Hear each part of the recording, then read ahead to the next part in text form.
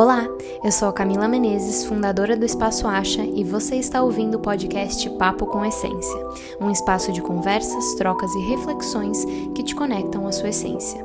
Hoje, a nossa convidada é Júlia Abad, professora de yoga e idealizadora da Casa Upad, e a gente vai conversar um pouquinho sobre os benefícios do yoga, autocuidado e pranayamas. Bora conectar? Olá, sejam muito bem-vindas a mais um episódio do Papo com Essência. E hoje estamos tendo um episódio especial do Dia das Mulheres e não poderia ter uma convidada melhor do que ela, maravilhosa, Júlia Abad, dona do Estúdio Pad, professora de yoga. E eu convidei essa mulher maravilhosa para trazer aqui um pouquinho da sua história, um pouquinho da sua trajetória no autoconhecimento, na espiritualidade. Então, seja muito bem-vinda, Júlia, muito obrigada por aceitar o convite, é uma honra ter você aqui.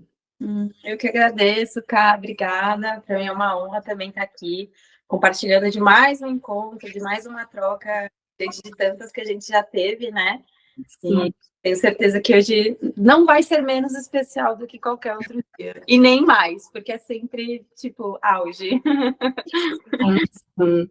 E para a gente começar, eu queria que você contasse um pouquinho sobre você, contasse um pouquinho quem é Júlia Abad e também como que você começou o seu processo de autoconhecimento, a sua jornada de autoconhecimento e de espiritualidade também.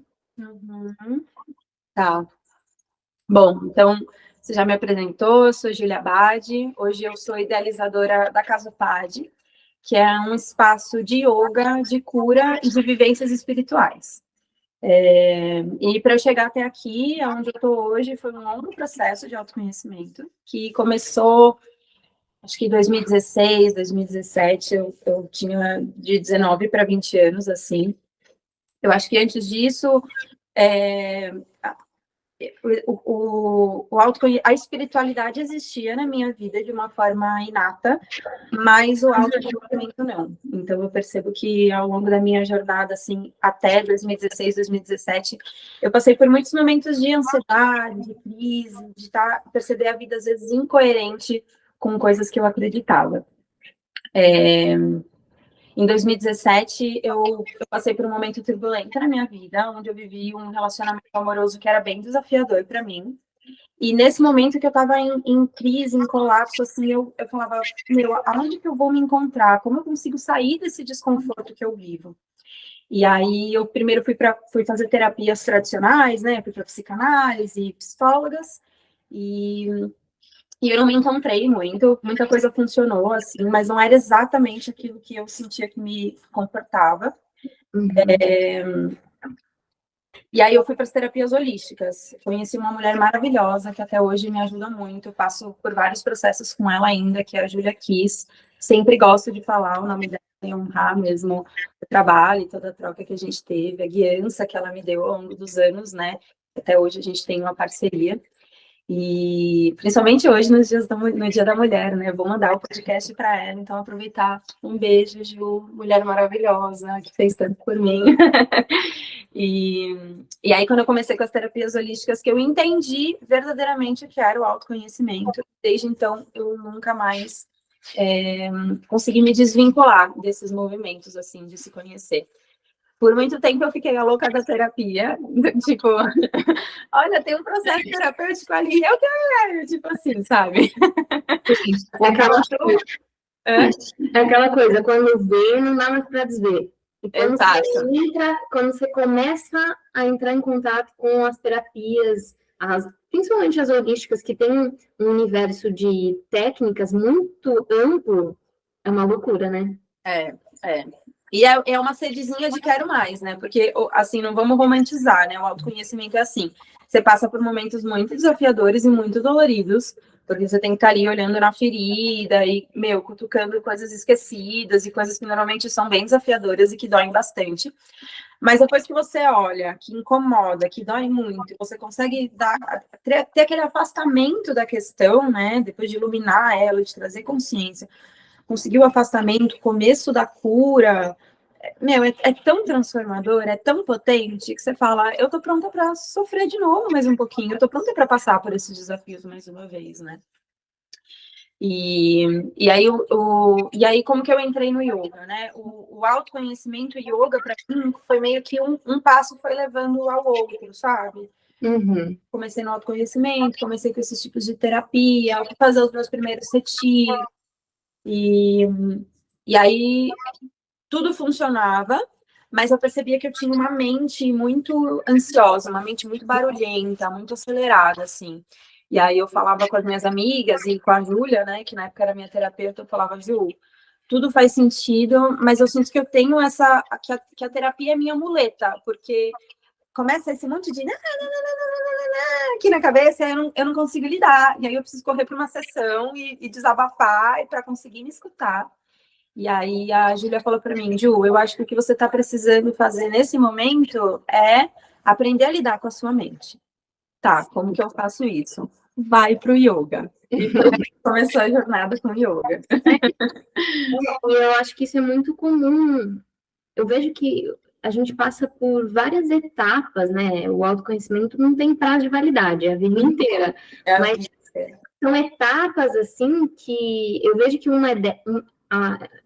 uma das etapas é essa, de, às vezes, a gente se tornar dependente de uma terapia ou de um processo.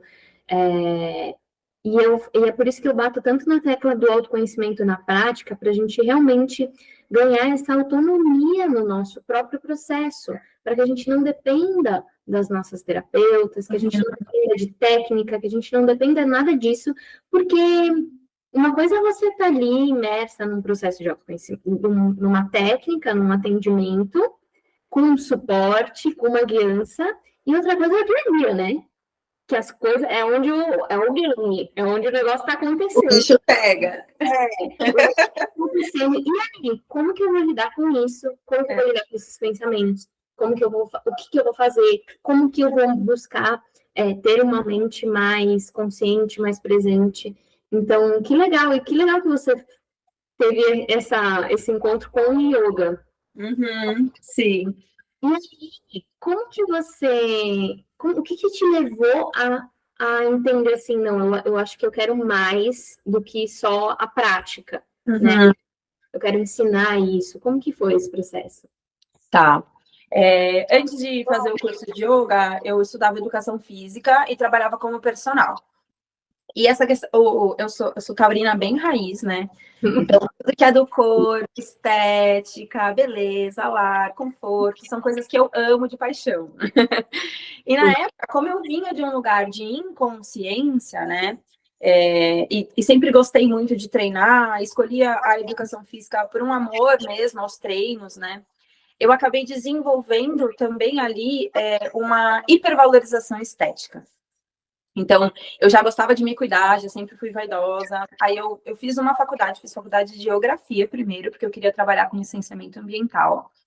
E aí eu fui trabalhar numa empresa júnior, já na faculdade, e aí eu percebi que, era tudo muito diferente do que eu imaginava. Falei, eu não vou cuidar do meio ambiente porcaria nenhuma, é tudo falso, mentira, é todo mundo corrupto, vamos derrubar as árvores. Eu falei, mano, não! E aí...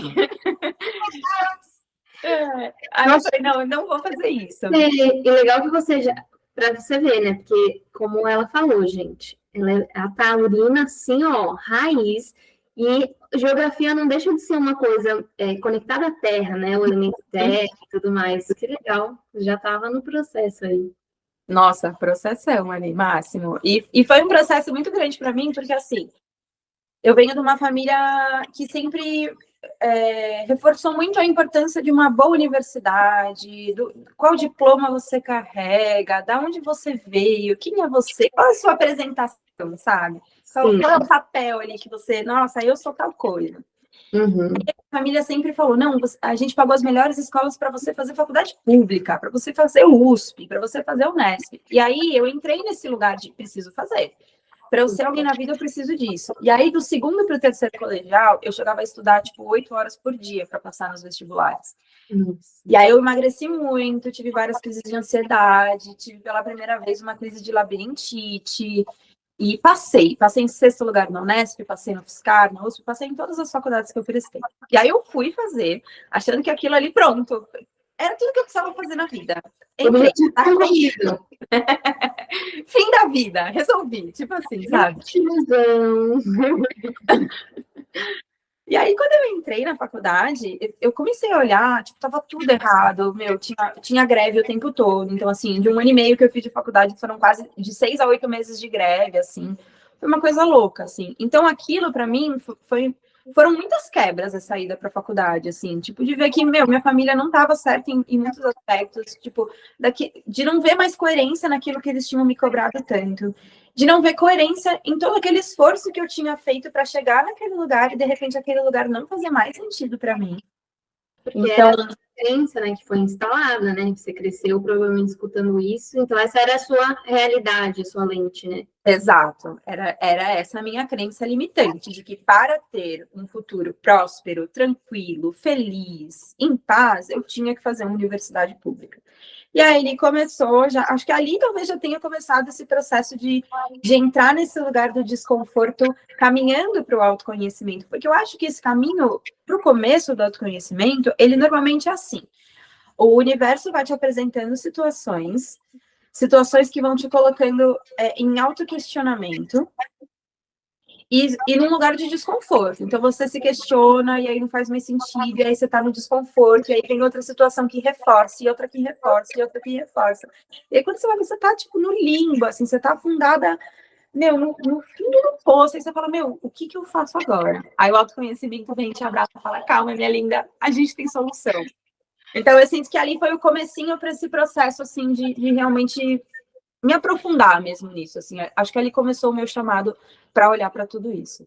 E acho que é uma fase que normalmente é a fase que a gente começa, né? Que a gente começa a ir para o mundo, começa a se desconectar um pouco do círculo familiar para ir para o mundo, tipo, meio sozinha, né? Aí que a gente começa a ver, tipo, tá, quem sou eu, afinal? Eu acreditava nisso daqui, daí eu tô indo pro mundo, eu tô vendo outra coisa. Então, aí começa. E tem muito a ver com setênios também, né? Interessante quem tá escutando o podcast depois dar uma pesquisada, quantos anos você tá e que setênio eu tô vivendo.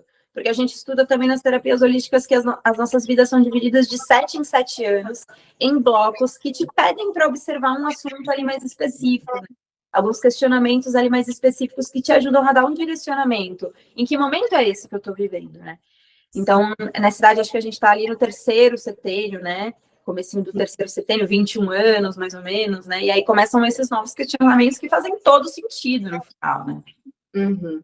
E, bom, daí... Aí eu resolvi desistir da faculdade, que também já foi caótico para mim, para a família. Meu, passou em sexto lugar e agora vai desistir de tudo. Mas eu tive coragem e falei, não, vou seguir no que eu estou acreditando, não é aqui, e desisti da faculdade. Aí eu fui para educação física. Quando eu fui para educação física, foi outra questão na família, que foi, acho que a decepção da vida do meu pai, né? Meu pai é engenheiro, a minha tia é advogada, meu avô militar, eu ia ser professora de educação física. Meu pai queria morrer. Eu acho que é uma questão da geração deles, né? Tinham profissões específicas que tinham mais peso, né? Vamos dizer assim. Sim, sim. E são normalmente essas, né? Médico, advogado, engenheiro. Isso. Mais uma outra ali, mas é basicamente isso. O mundo se resume nessas profissões, assim, né? Bem quadradinho mesmo, né? Que bom que a gente hoje vive nesse lugar mais redondo, né? Mais maleável, né? Assim. Acho que a gente já muito com isso. Bom, e aí eu fui para educação física, e aí estava cursando educação física, estava trabalhando na área, e nessa época eu treinava muito, então eu tinha um corpo lindo, perfeito, maravilhoso, muito malhado. E aí eu comecei a ganhar tudo por causa disso. Então eu tinha patrocínio de suplemento, patrocínio de roupa de academia, patrocínio de restaurante, patrocínio... Tudo porque eu era muito bonita, porque eu me destacava pela minha aparência. E aí isso foi reforçando essa autovalorização, essa hipervalorização estética, essa necessidade de um corpo perfeito, de uma imagem perfeita. Me preocupava muito o que as pessoas pensavam de mim, falavam de mim. E aí tudo isso, de novo, fui entrando nesse lugarzinho de desconforto. Então, eu acho que esses três assuntos bem importantes na minha vida, assim, que foram essa questão da escolha da profissão, essa hipervalorização estética e esse relacionamento que foi bem desafiador, que foi tudo meio ali, sair da faculdade, veio o relacionamento, sair do relacionamento, veio esse momento da hipervalorização estética, de perder esses outros valores que eu tinha, ficar só focada nessa coisa da aparência. E aí foi o momento em que eu entrei no autoconhecimento e me veio esses questionamentos com o yoga. Quando eu comecei o yoga, essa era a pergunta, né? A gente fala bastante, né? Falamos. A pergunta era: como você decidiu sair da prática de yoga e se tornar instrutora? Então, foi nesse momento. Quando eu fui fazer o yoga para conseguir aquietar um pouco a mente, eu entendi que eu não queria mais entregar o cuidado com o corpo somente nesse lugar estético.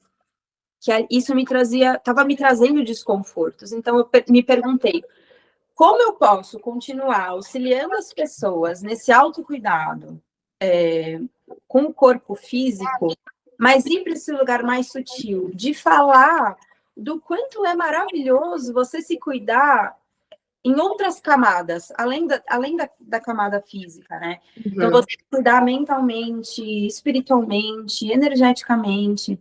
E aí, eu estava bem no comecinho do yoga e vi ali que eu conseguiria juntar isso. Então, poxa, o yoga ali, a gente tem a prática de asanas, que é uma prática física, e ao mesmo tempo a gente está falando dos conhecimentos milenares do yoga.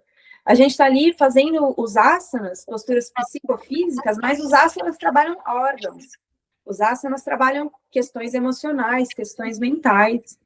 Então, eu poder falar disso enquanto eu te ajudo a cuidar do seu corpo, para mim, falou, nossa, era o que eu queria. Esse é o pacote completo. Esse, para mim, eu acho que aqui faz sentido continuar tratando do corpo físico e englobar as outras coisas que se assemelham mais com a minha essência e com o meu propósito de vida, né? Então, foi aí que eu resolvi dar esse passo em direção a fazer um curso de yoga e me tornar instrutora. Que legal. E eu sinto também que, eu vejo que o yoga é uma das práticas, assim, físicas mais completas, vamos dizer assim, mais integrais. E eu sinto que, e é uma experiência que eu tenho, às vezes, quando eu falo, que eu pratico yoga. Às vezes as pessoas, não, mas eu é muito calmo, não, eu não consigo, como se fosse só, tipo... Isso que você falou realmente é incrível. Os movimentos, eles não trabalham só a parte física, mas os órgãos, a parte mental, a parte espiritual. Então, a gente precisa desmistificar um pouco, né? A prática do yoga.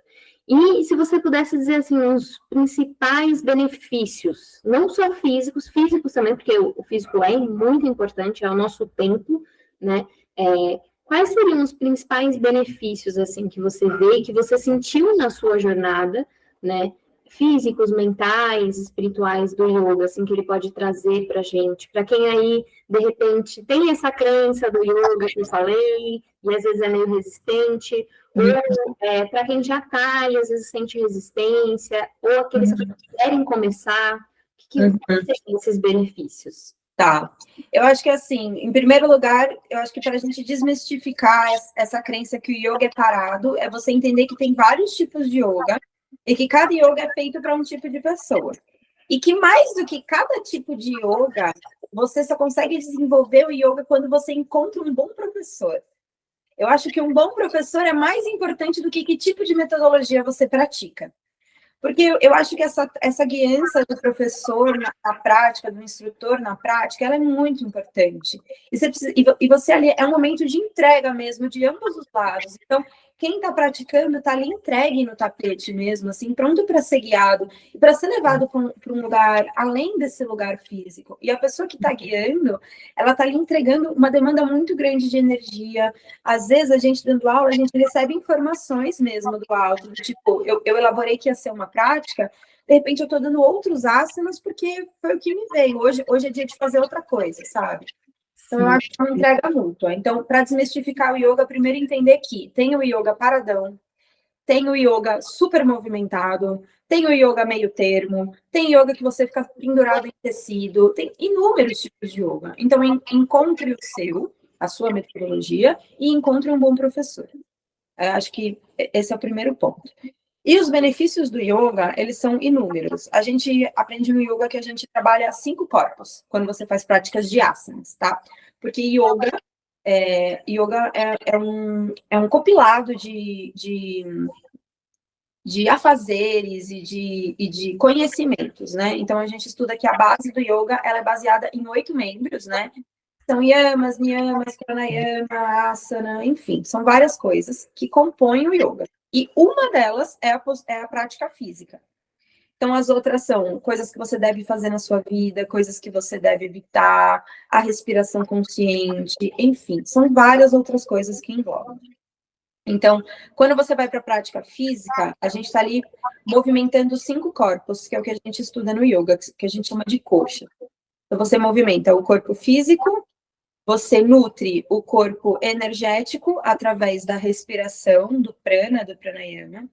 Você trabalha o mental inferior, porque ali no yoga, na prática de asanas, você está fazendo uma postura, respirando profundamente, olhando para a ponta do nariz, prestando atenção no seu corpo, e aí vem um pensamento. Putz, estou pensando em tal coisa. Aí você fala assim, não, yoga é uma prática de presença, eu não vou pensar nisso agora. Agora eu vou respirar, olhar para a ponta do meu nariz e fazer esse asana. Então, ali você está criando uma disciplina mental.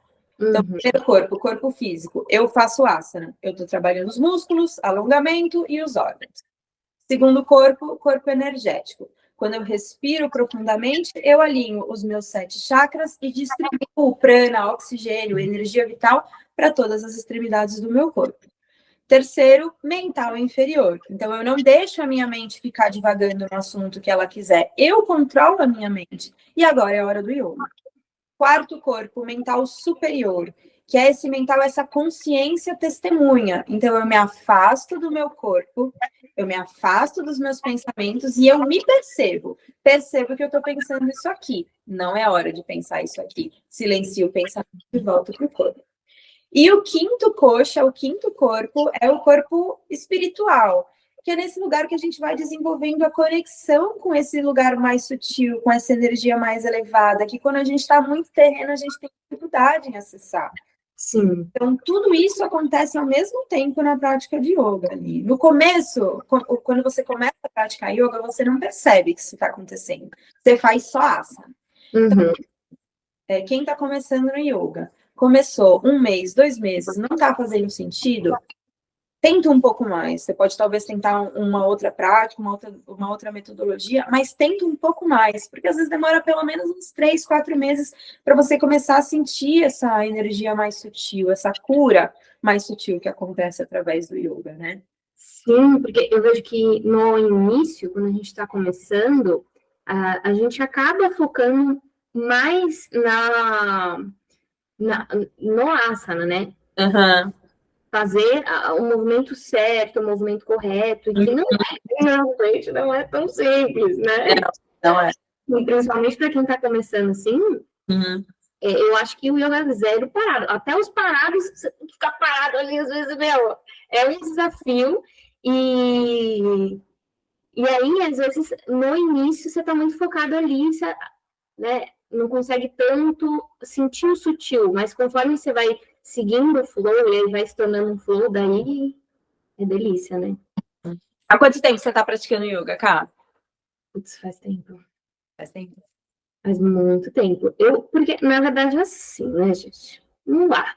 Eu pratico yoga faz muitos anos, tipo, desde que eu comecei, sei lá, eu comecei a minha jornada de autoconhecimento faz 9 anos. Desde que eu comecei a minha jornada, eu comecei a praticar yoga.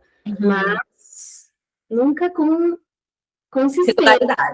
É aquela assim, começa, aí para, aí volta, aí para, aí volta, aí para. Mas eu já estou aí faz muito tempo. Agora eu estou entrando, estou começando a retomar novamente. Mas, assim, uma disciplina ali de, tipo, sequencial, sei lá, muitos meses fazendo todos os dias, não cheguei ainda, não. Quem te conhece sabe, né, Camilinha? Sim, é um desafio para mim essa consistência. Mas a gente está. Cada um tem seu desafio, não adianta também. Mas, por exemplo, hoje que eu sou instrutora, né? Quando eu estudava yoga, quando eu era estudante, a minha prática de asanas era muito mais regular do que é hoje em dia, né?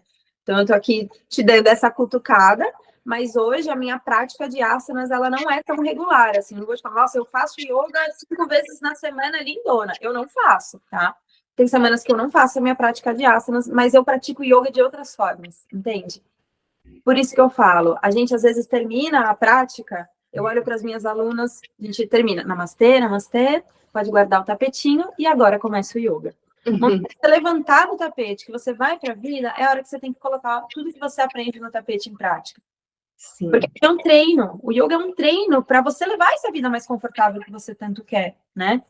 Então, hoje em dia, o que eu não deixo de fazer? Eu não deixo de fazer um pranayama, uma respiração consciente. Eu não deixo de fazer alguns minutinhos de meditação, ou pela manhã, ou pela noite. Isso eu não deixo de fazer. Mas os asanas, depois que você consegue consolidar os benefícios do yoga na vida prática, o asana é um detalhe. É isso. Sim. Então em algumas partes do yoga eu tenho consistência. Uma coisa, meditação e respiração consciente é algo que eu faço todos os dias. Perfeito. Acordo, sabe? Uhum. A gente tá seguindo. E na verdade, cara, é assim, ó. Eu acho você super yogini. Você é super yogini. Não é porque você não faz asana regularmente que você não pratica yoga. Você é super yogini. Só que é que eu acho que hoje a gente tem por exemplo, uma frequência de autocuidado, de autoconhecimento, de silenciamento, de autoobservação, que a prática de yoga, o objetivo dela é que você se torne uma pessoa meditativa na vida. Entende? Então, se você coloca essas coisas em prática, tá tudo bem que você não faça os asanas todo dia, porque você não tá fazendo asana, mas todo o resto da vida meditativa você tá colocando em prática. Sim. Aí tô numa época que eu tô super ansiosa, porque tô com uma demanda grande de trabalho, porque, enfim, volto a praticar asana, porque isso vai te trazer a calma necessária para lidar com essas questões, né?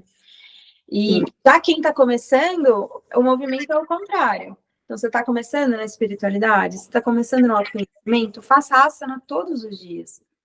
Porque o asana vai te ajudar a conseguir colocar na vida prática tudo que você precisa do autoconhecimento, que é esse lugar de eu percebo os meus pensamentos chegando, eu sei que esse meu pensamento é uma crença limitante. Quando eu vivo um gatilho que me traz essas crenças limitantes, eu entro nesse lugar de desconforto e aí eu faço tal autossabotagem, né? Sim. São coisas clássicas que se você não está consciente, desperta, orar e vigiar todos os dias. Se você não está nesse lugar, você vai cair nos mesmos buraquinhos de sempre. Sim, e é muito louco como realmente todas as vezes que eu estou com a prática em dia, isso influencia fora do tapete. É bem isso que você falou. É louco, assim, a potência que tem. Então, quem está começar pelo asana, é inevitável que você que está escutando, se você começar, tenta manter ali, vai um mês, você vai começar a querer o seu corpo, acho que o seu espírito, ele começa a querer buscar mais disso para fora do tapete, né? Certeza. E você tem alguma experiência, assim, mais espiritual, uma coisa que realmente transformou essa sua jornada com yoga, tanto como praticante quanto como professora?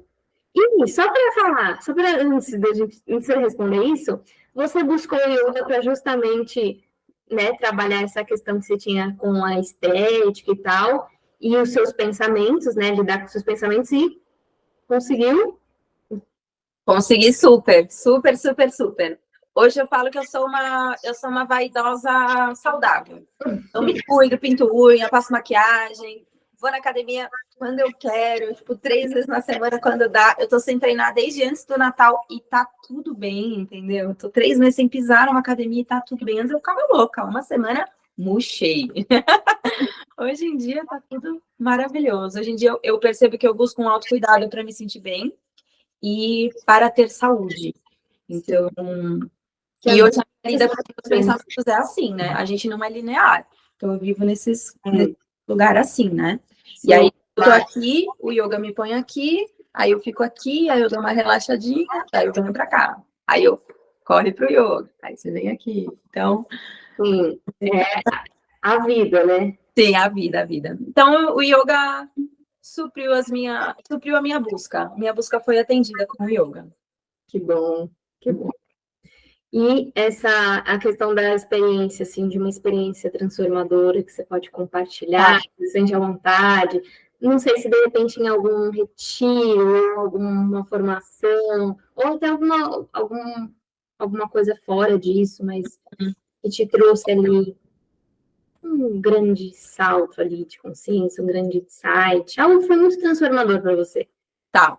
Bom, eu acho que, na verdade, tiveram vários momentos onde isso aconteceu. Não foi um momento só, tá?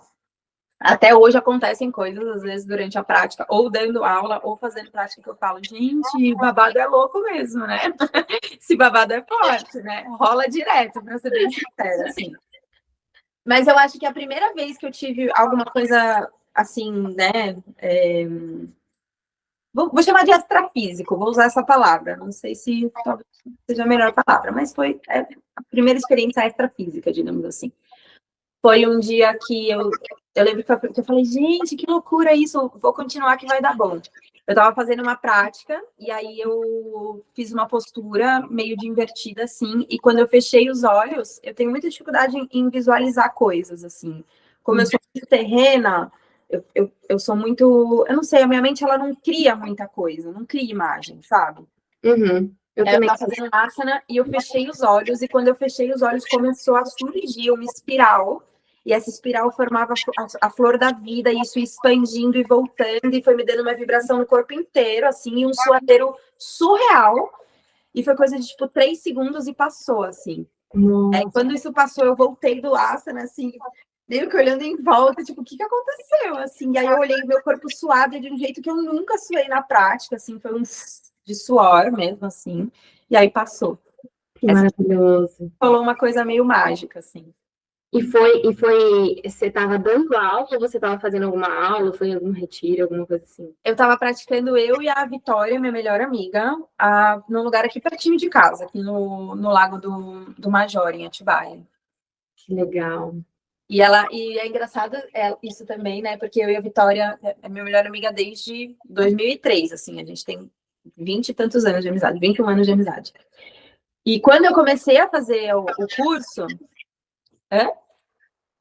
Não falei nada. Quando eu comecei a fazer o curso, eu sou formada em Hatha Vinyasa Yoga. Eu comecei a fazer o curso, ela estava morando fora, e aí eu fui contar para ela, nossa, Vi, tô fazendo um curso de yoga, vou me formar em instrutora. Ela, sério, eu também. Eu não acredito, que legal, eu vou me formar em Hatha Vinyasa. Ela, sério, eu também. Eu falei, meu, eu não acredito nisso, assim. E aí a gente se reuniu para fazer essa prática, né? Cada uma, a gente ia se ajudar, enfim, a fazer uma prática juntas ali. E aí rolou essa expansão de consciência aí nesse dia, nesse encontro. Foi bem especial. Legal. Acho que essa foi a primeira. Aí depois disso, rolou muito de eu ter memória. Isso é bem comum, assim. Às vezes alguns asanas me trazem umas memórias de coisas da infância que eu não lembrava. Não só da infância, assim, de como eu passei, assim, que eu não me lembrava que tinham acontecido. E normalmente as memórias que o yoga me traz são memórias que me ajudam em alguma questão que eu estou passando no momento. Olha só que interessante. Sei lá, eu estou passando um desafio, vou dar um exemplo aleatório, estou passando um desafio com insegurança e vergonha. Aí eu estou lá no asana, pum, me vem uma memória de um dia que eu era criança e vivi uma situação que eu senti muita vergonha, e isso me deu insegurança. Aí eu falo, caramba, tá, é aí. Aí eu vou lá, faço o asana da criança, acolho a criança um pouco, dou aquela chorada ali bem gostosa, vou pra vida, e aí eu vou percebendo que as coisas vão ficando mais leves, mais sutis mesmo, assim. Quem pratica, quem nunca dá uma choradinha, né? É raro, mas acontece sempre.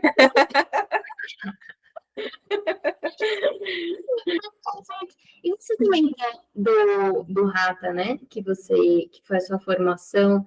Você poderia contar assim brevemente, que eu sei, para quem está querendo começar e às vezes tem realmente essa dúvida de qual prática. Uhum.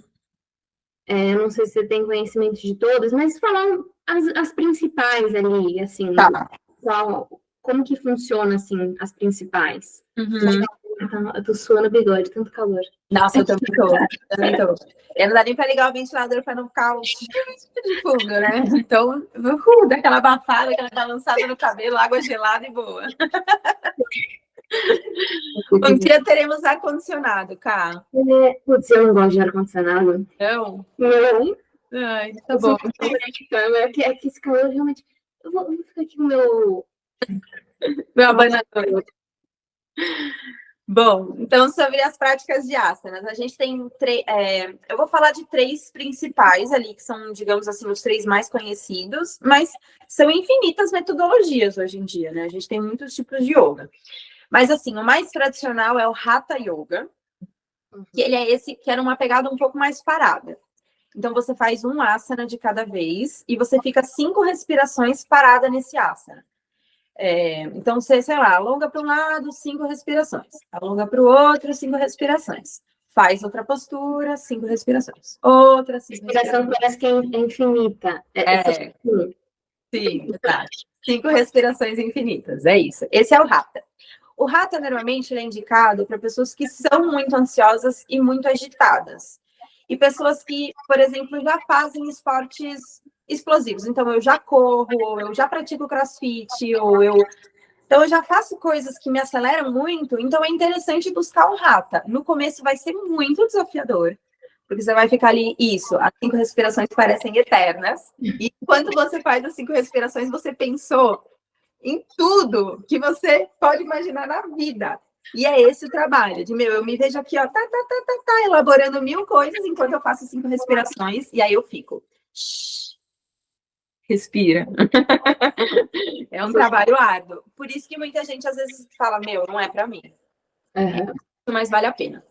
A segunda metodologia é a que eu pratico, que são os vinyasa. Aí tem Hatha Vinyasa, Ashtanga Vinyasa, só Vinyasa, vários Vinyasa.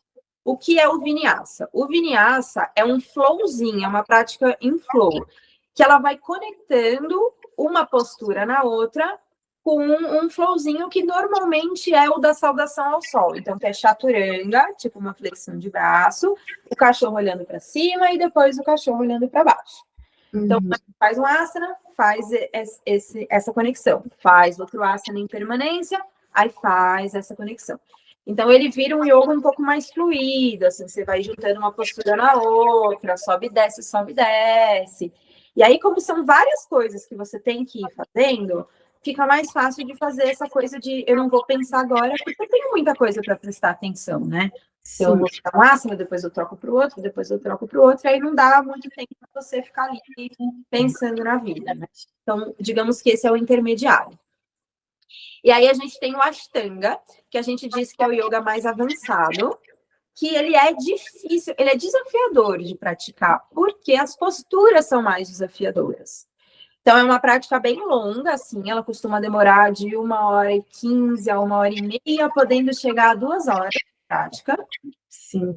E é uma sequência, que é uma série, que eles chamam de série. Tem a série A, tem a série B, acho que vai até a D, né? Se eu não me engano, são 3 ou 4.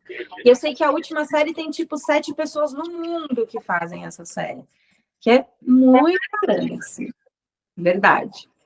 Eu já fiz aula de Ashtanga, morri e passo bem. Morri, mas não passava bem. Eu fiz, minha irmã que fazia. Eu estava assim, e aí ela, eu tô fazendo uma prática, vem fazer comigo. Não, que era uma aula bem longa mesmo, assim, tipo 1h30 de aula.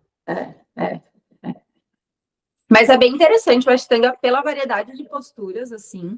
E o começo do Ashtanga é muito dolorido, porque, assim, você não consegue fazer. Então, você já tem que estar ali muito trabalhada nesse lugar do quanto você se cobra, do ego, de entender que você está no começo, que você realmente não vai conseguir fazer muita coisa. Mas, com o tempo, você vai destravando.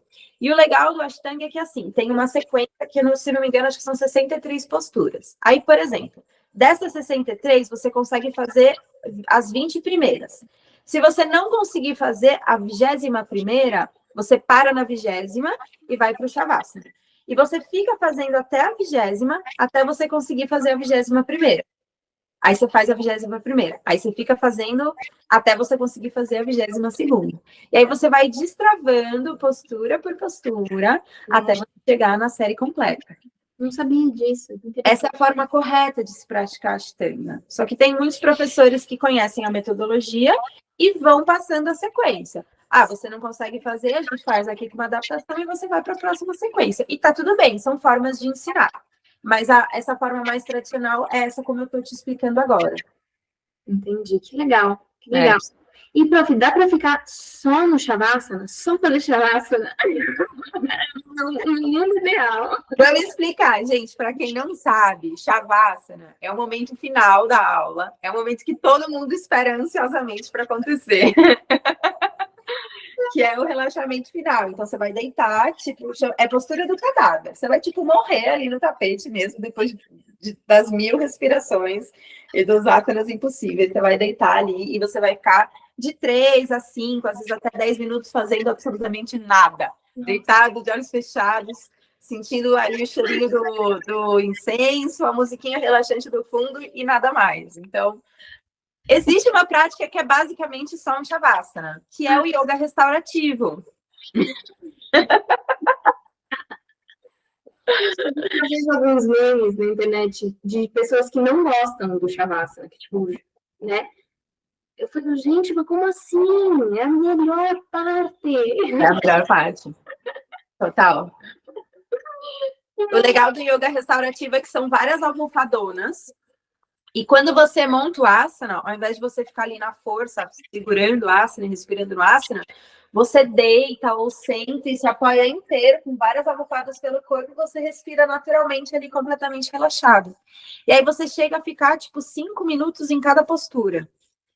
Então, é uma prática de 1 hora e 10, que você, a cada 10 minutos, alguém te acorda e fala, oi, Sil, bom dia. Vou te virar um pouquinho aqui, dá licença. Aí se coloca deitado em outra posição e fala, daqui a pouco a gente se fala de novo. Tem o yoga restaurativo. É delícia, delícia. Delícia. E que bom, que muito obrigada por compartilhar esse conhecimento das práticas. Acho que é legal para quem está escutando saber, porque é isso. Às vezes a pessoa não se identifica muito com uma, ela vai tentar outra. Sim. Né, para realmente desbravar, porque é um universo, né? É. E, já que a gente está falando de prática, eu queria também que você contasse um pouquinho para a gente dos pranayamas. Tá.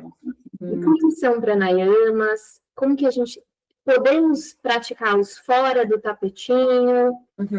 Se tiver, às vezes, até um para você ensinar rapidinho a gente fazer, para a gente para o pessoal que está escutando ter ali, já saber para fazer, para colocar em prática. Conta um pouquinho para a gente. Beleza. Bom, então, pranayama são as práticas respiratórias, né? E o objetivo do pranayama é que você consiga, através da respiração, entrar nesse estado de presença. Então, quando você vai fazer meditação, por exemplo, você senta ali, né, ou deita numa posição confortável e fica respirando, e aí toda vez que o pensamento vem, você volta a atenção para a respiração. Como que eu faço isso exatamente? O primeiro passo é você buscar respirar com o máximo da capacidade pulmonar. Esse é um tipo que chama Ujjayi Pranayama, respiração vitoriosa ou respiração sussurrante. Essa é a mais tradicional que a gente usa nas práticas de yoga. Então, normalmente, a gente faz como? A gente mantém o baixo ventre contraído. E quando a gente inspirar e exalar, a gente vai usar o alto do tórax e o alto do peito e as costas, né? A gente vai usar o tórax. Então, normalmente, quando a gente respira aqui na barriga. Quando você faz a respiração do yoga, não. Você respira aqui no peito. Então, eu vou fazer uma. Você mantém o baixo ventre contraído e respira aqui, ó. Mantém o baixo ventre contraído, esvazia fechando o corpo. Essa é a primeira coisa. E a segunda é, a gente abre o canal entre a narina e a garganta, e aí você não puxa o ar assim pelo nariz, como você respira normalmente. Não, você abre o canal entre a narina e a garganta, e você vai puxar o ar como se fosse aqui pela glote. Então, o barulho fica mais alto, por isso chama sussurrante. Então, a respiração fica... Dá para escutar o barulho que é mais alto? Dá para escutar um pouquinho. Tá, vou Porque fazer de novo. talvez o microfone. Então, vou respirar bem profundo, ó. Eu consegui escutar. Ele faz esse barulho. É como se você estivesse fazendo assim, ó. Só que de boca fechada. Fazendo essa força com ar saindo pelas narinas. E aí, você vai brincar de fazer isso de olhos fechados. Então, eu fecho os olhos, aí eu começo respirando normalmente algumas vezes. Vou percebendo a respiração acontecendo pelo abdômen. Depois, eu travo e começo a trazer o ar no alto do peito. E aí, eu faço isso algumas vezes.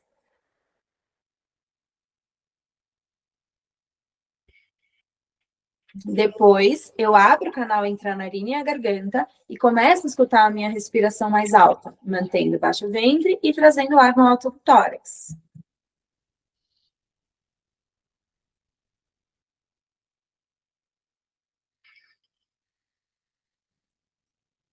Se você fizer 3 vezes de cada uma, você já vai perceber que você vai entrando nesse lugar de presença. Aí você já está nutrindo o seu corpo de prana, você já está acalmando a mente, o corpo, já está entrando nesse lugar um pouco mais meditativo. E aí, esse é o básico. E aí a gente tem vários asanas, vários pranayamas, onde cada um deles tem uma função. Então, a gente tem, por exemplo, também o Nadi Shodhana Pranayama, que é o pranayama de equilíbrio dos lados do corpo. Então, eu tô muito introspectiva e eu tenho uma reunião e eu preciso falar, eu preciso me posicionar, então eu preciso trazer uma energia mais masculina, mais ativa. Como é que eu faço? A gente vai deixar o dedo polegar e esses dois últimos à mostra. Aí você vai fazer alguma respiração como eu ensinei no começo, o Jai Pranayama. Depois você vai tapar a narina direita com o dedão. E aí você vai começar aqui. Inspira pela esquerda. Troca de narina, segura lá canelar e exala. Inspira pela mesma.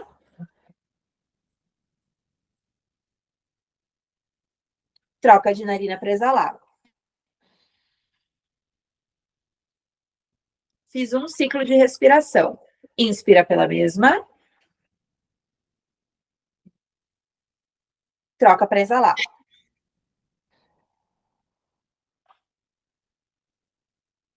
Inspira pela mesma. Troca para exalar. Segundo ciclo de respiração. E aí o ideal é que você faça isso por pelo menos 5 vezes. Então, esse é equilíbrio dos lados, equilíbrio entre a energia feminina e masculina, yin e yang, introspecção e extroversão. Enfim, você vai equilibrando essas polaridades para que você possa estar em equilíbrio para viver da melhor forma. Aí tem vários outros. Aí a gente tem, por exemplo, Samavriti Pranayama, que esse é o equilíbrio para trazer um silêncio interno, que é quando você está muito no futuro, ali ansiosa com as questões do futuro, e você precisa voltar para a presença. Ou, nossa, hoje eu acordei muito melancólica, tô com uma dor de criança aqui, quero voltar para a presença. Aí a gente faz esse. Aí é a respiração em Ujjayi, como a gente estava fazendo, só que aí você faz os kumbhakas. Então, você vai primeiro respirar 3 vezes em Ujjayi. Inspira profundo e exala profundo. 3 vezes. Depois você inspira profundo, exala profundo e faz kumbhaka com o pulmão vazio. Então, você trava a respiração com o pulmão vazio. Aí fica de 3 a 4 tempos sem respirar. Faz 3 vezes kumbhaka com o pulmão vazio. Depois você inspira profundo, aí faz kumbhaka com o pulmão cheio e Jalandhara Bandha. A cabeça desce em direção ao peito. Aqui o pulmão está cheio de ar. Fica sem respirar com o oxigênio aqui dentro por 3 ou 4 tempos, retorna a cabeça e depois exala. 3 vezes kumbhaka com o pulmão cheio. E aí você faz um ciclo. 3 normais, 3 de pulmão vazio, 3 de pulmão cheio, 3 normais. E aí tem infinitos outros. Tem pranayama para aumentar a temperatura do corpo, pranayama para diminuir a temperatura do corpo, bástrica, que é para você entrar num estado de transe, enfim, são infinitas respirações, infinitas. Legal. Uma função. Maravilhoso, nossa. Gente, acho que precisamos de uma aula sobre isso, né, gente? Precisamos. Vambora. Muito bom, muito legal. E acho que para a gente começar a fechar, né, essa nossa conversa, o que você daria, assim, de conselho? É algo que eu sempre gosto de perguntar. Para Júlia do passado, né? Então, olhando para a sua história, para tudo que você passou, um conselho que você daria para ela e que, com certeza, esse conselho vai fazer sentido para nós, para quem está ouvindo, que tem a ver desde autoconhecimento, yoga, enfim, mas um ensinamento mesmo que você daria para ela e para quem está escutando. Eu acho que eu até faço esse trabalho, às vezes, de conversar com a criança, que é de lembrar que no final vai dar tudo certo, vai ficar tudo bem. Que tudo que a gente precisa fazer é ter calma e entregar o melhor que você pode com o que você tem hoje. Que com certeza não vai ser perfeito, mas é o melhor que você pode com o que você tem hoje. E com essa paciência de entregar o melhor em que você tem hoje, como você pode hoje, confiando no futuro, vai dar tudo certo. Então fica calma. Maravilhosa. Só isso. Maravilhosa. Desenrola. Isso. Só isso, tudo isso. Só tudo isso. Quem não anseia o futuro, que joga a primeira pedra, né? Com certeza. Fez total sentido para mim isso. Agradeço muito o seu conselho.